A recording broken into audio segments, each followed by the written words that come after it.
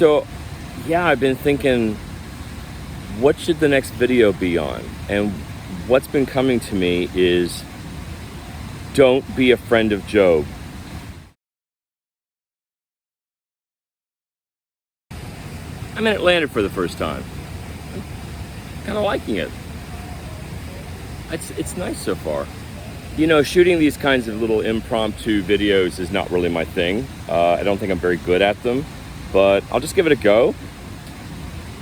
Don't be a friend of Job. That's horrible, you say. What do you mean I shouldn't be a friend of Job?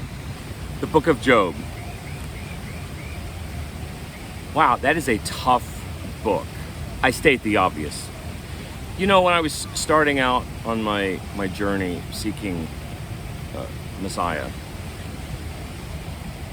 you know, you read all the books of the Bible, and you know, some are just like kind of like you read over and okay, I'm done with that, and then you move on to other stuff. And there's something about Job. I don't know how to describe it, but there's something about Job it's difficult to digest, but it's really intriguing.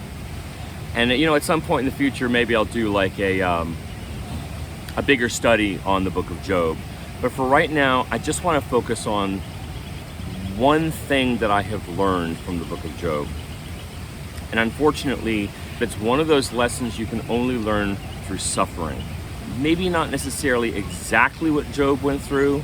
You know, one of the things that has made my walk so hard,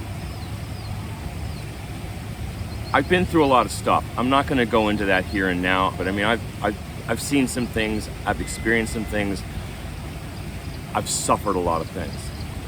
I don't think you can really understand the book of Job unless you've suffered.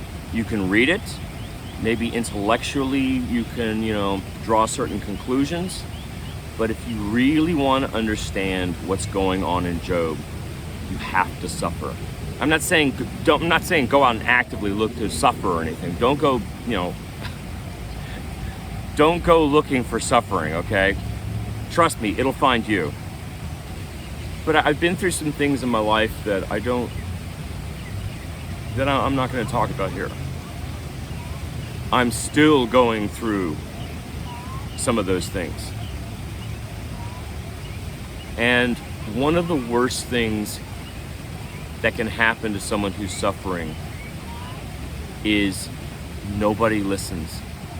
Nobody's there to support you. They say they're there to support you, but in reality, they're not supporting you. Or worse, they say they support you, but they actually attack you.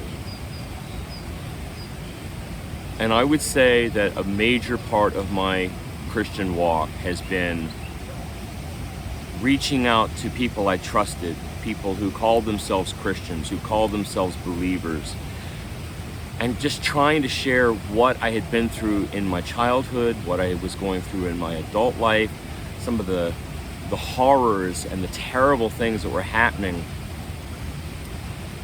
And I can honestly say, not one person believed me.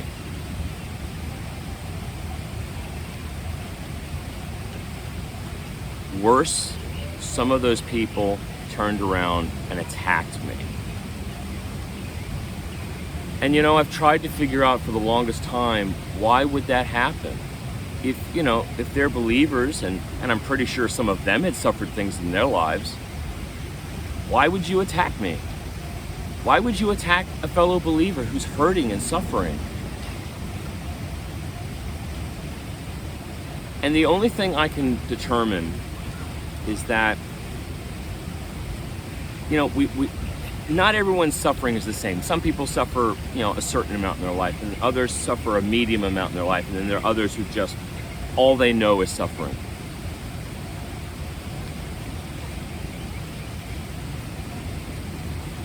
And I think what happens is, if you're one of those people that has suffered a lot, and you're trying to share it with somebody who hasn't suffered as much, it threatens them. I don't know if it's an unconscious thing, but perhaps it it threatens their understanding of who God is. You know, I have shared with people who I tried to share my testimony with them, and they were mortified. And I'm convinced that their reaction was based on the fact that they have a certain view of God, and they don't want that view threatened. God would never allow you to go through that. That's cruel. That's unfair. So they hear my testimony, or they hear the testimony of other people, and they can't handle it. It threatens their view of God. They can't believe that God would allow that kind of suffering. So the only thing they can do is block it out. I remember I shared with this one person, probably one of the most injurious, hurtful, humiliating things I've ever endured in my life. And I had never shared it with anybody before. And I really thought, I can trust this guy. And I remember when I finished telling him the story, he looked at me and he said, "That never happened."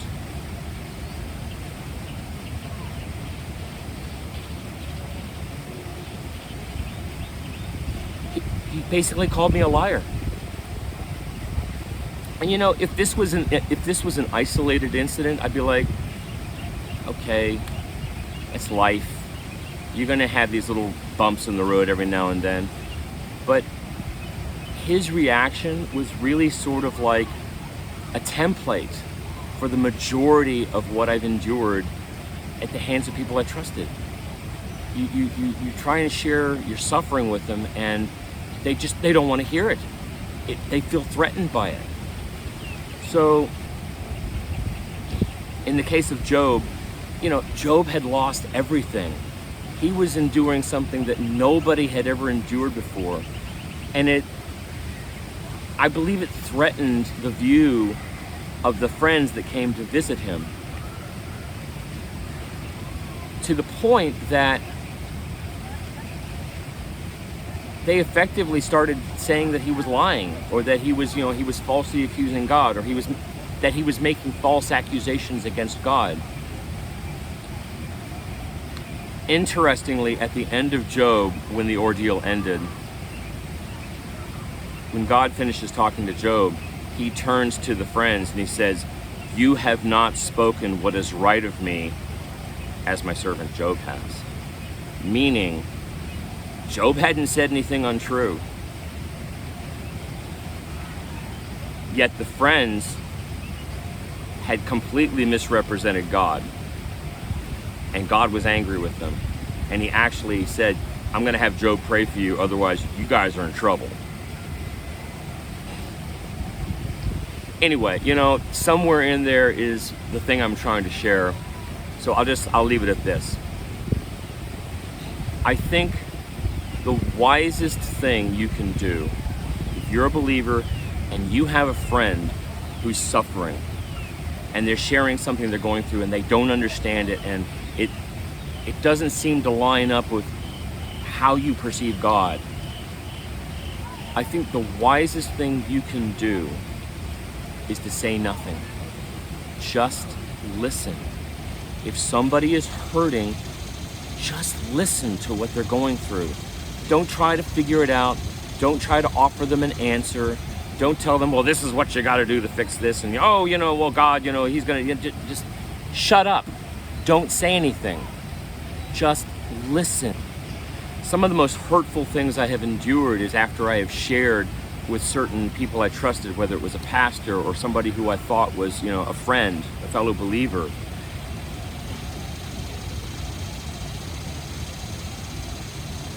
They disappear.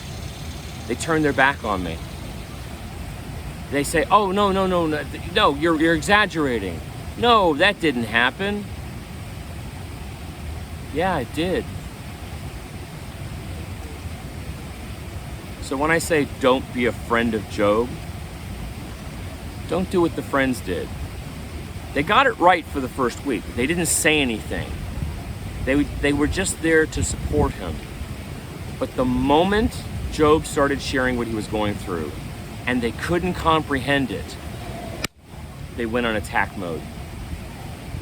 "No, Job, It's you. You've done something wrong. God is punishing you for what you've done in your life, or you've got some secret sin that you're not, repenting of. You've got some secret sin that you're not dealing with. That's why God is letting this happen.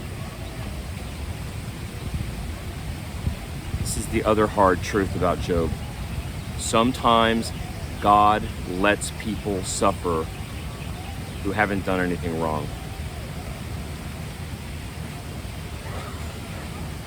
Don't be a friend of Job. If you have a friend who's hurting or suffering, don't try and figure it out. Don't offer advice. Just listen. Be there for them. Comfort them. Support them.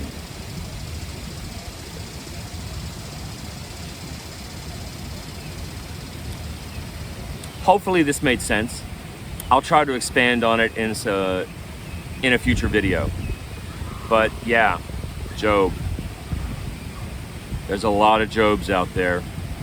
If you know one in your life, support that person. I'll leave it at that.